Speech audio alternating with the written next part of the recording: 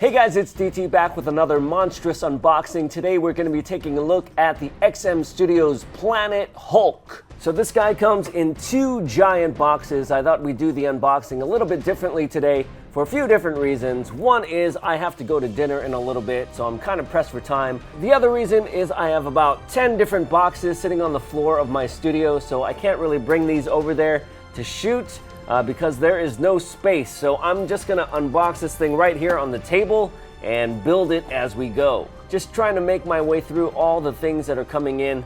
So bear with me as we get this big boy open. So we've got two twin boxes here. The dimensions are exactly the same. One of them weighs 25 kilograms, the other weighs 26.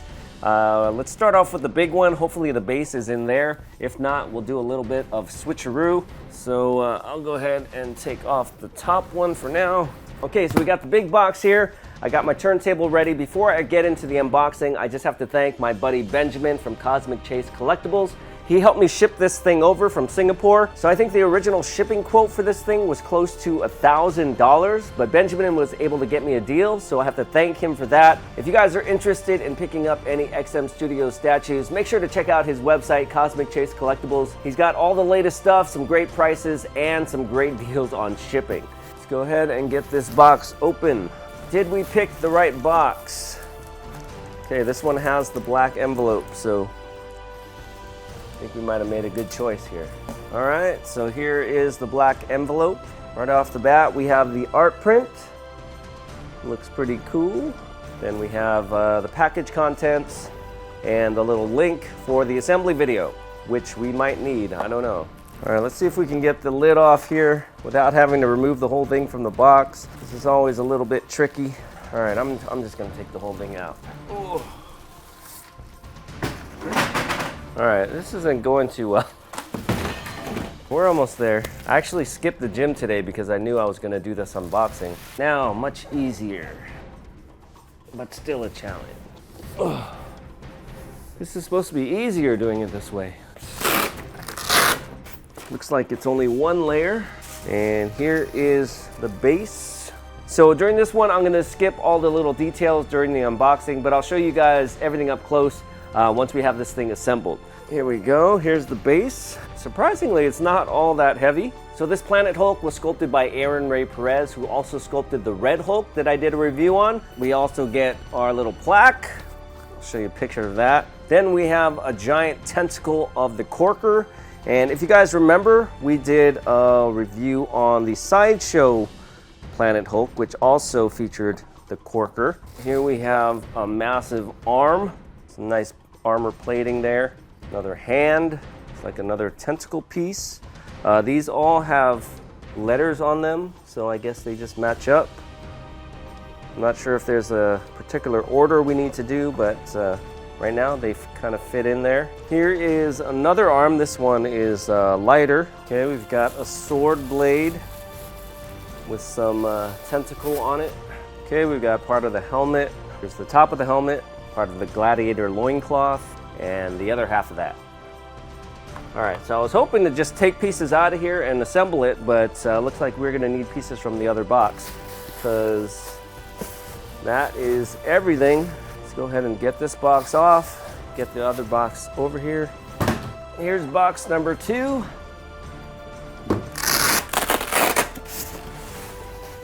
We got the big green guy.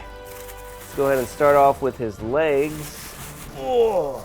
All right, this guy is massive. How does this guy fit on here? Maybe I should have watched that video.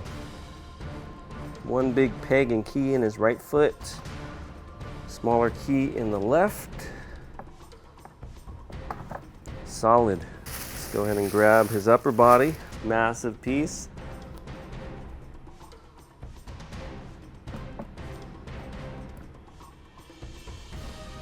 Boom. All right, we got a big old shield here.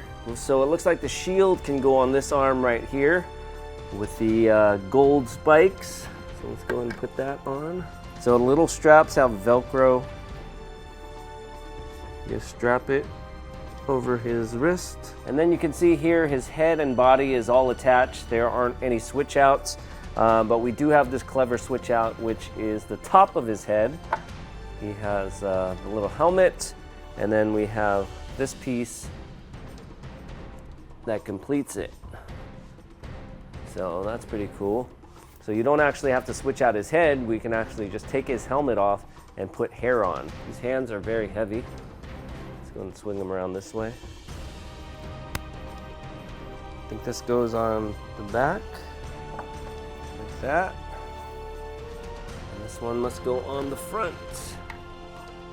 I think we need to put this on before we put on his upper body.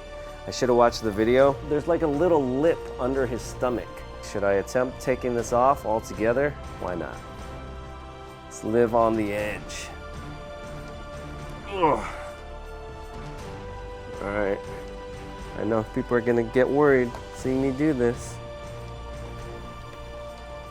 but you know, I've managed giant transformers and giant sentinels, so I can handle a little Hulk here. Now getting it on is another story. Boom. Woo! All right, don't make the same mistake I did. Make sure you put this on first. Man, this thing looks cool. So I can tell you right off the bat, this thing is a lot larger than the Sideshow Planet Hulk. Not only because he's more upright, he's just a bigger guy. Let's go ahead and get the rest of the parts out of here. Looks like we have some kind of rocks. This one keys in to the back here, like that. Kind of give it some more dimension. We have some more rocks, like it goes over here. And some more rocks. Some have numbers, some have colors. So this one that's yellow actually goes into the Corker's tentacle, even though it's colored red because that's the color of the blood inside. But it says number 5, and I see a 5. Okay, we have this piece. Looks like a piece of armor, a peg with some leather on it. Not really sure what this is. Here we have the little control module that just magnetizes on his chest. Got a big battle axe. Another sword blade, our final piece of rock, and finally we have the top of his hair. I think that's going to do it for the contents. We'll give him the sword with the severed Corker tentacle. I believe this is the bottom, but it looks like there is a piece that's broken off of the very top of it. I didn't see it in the box either. So I think this just goes through his hand. I found out where these go. If you're going to use the shield, you put these in his hand. His hand has a circle here cut out for a weapon, but you can stick these in and it makes it look like he's holding on to the handle of the shield. All right, guys, and here is a look. XM Studios Planet Hulk.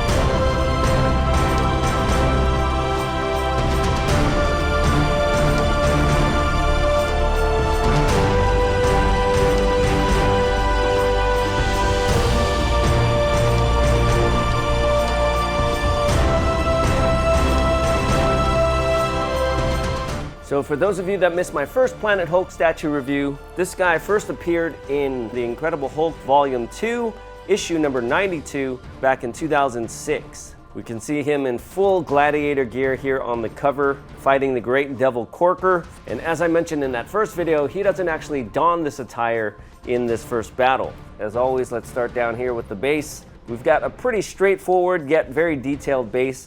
The Hulk is standing on some very rocky terrain.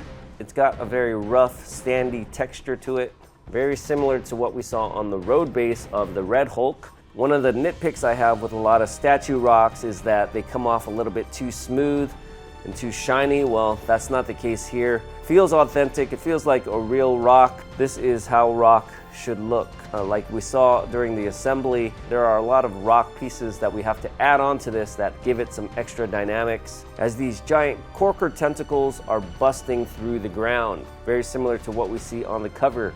So the Sideshow one had a full Corker head. The Hulk was smashing its head into the ground. Here we get what appears to be the initial burst through the ground. The fact that we only get to see a couple of these tentacles kind of adds to the whole mystery and suspense of the scene.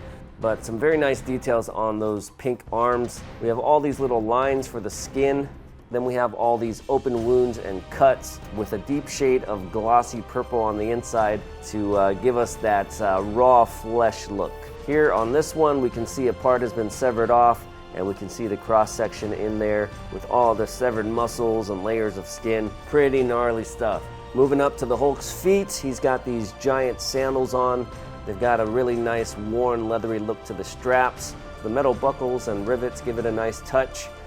He's got these really dark toenails with some light highlights around it.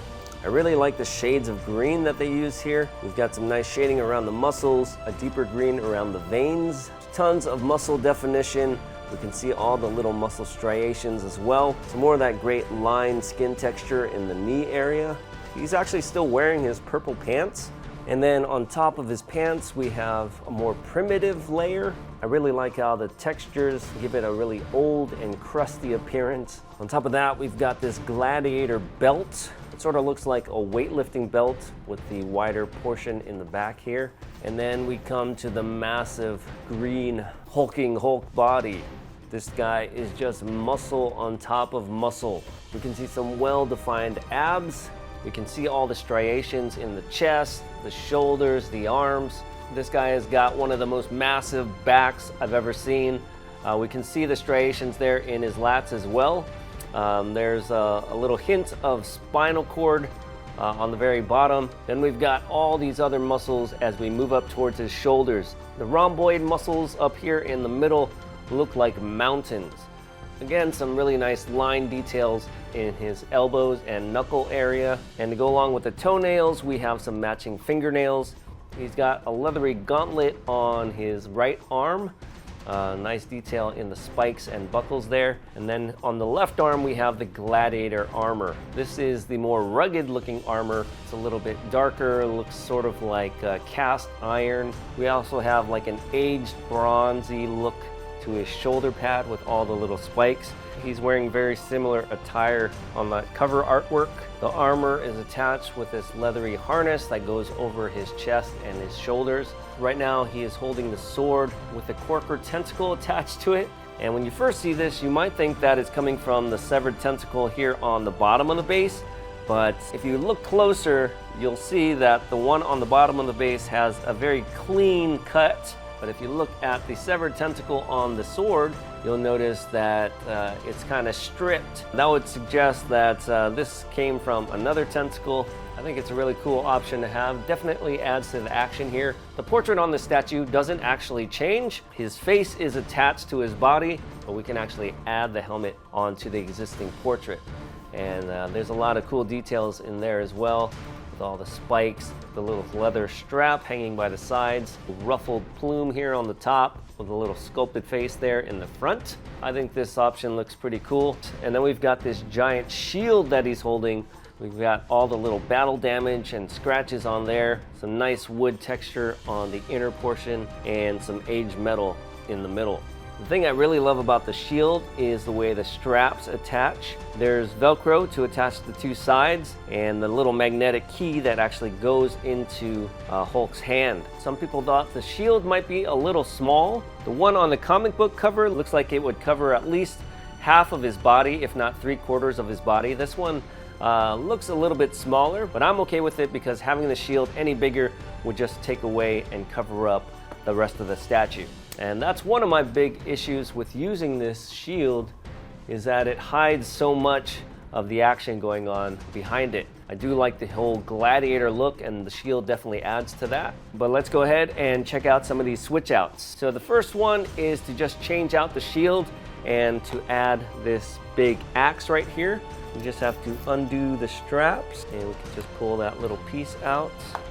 There's one on the bottom as well. So the little pieces actually have the Velcro, and they Velcro onto the straps that are already on the shield.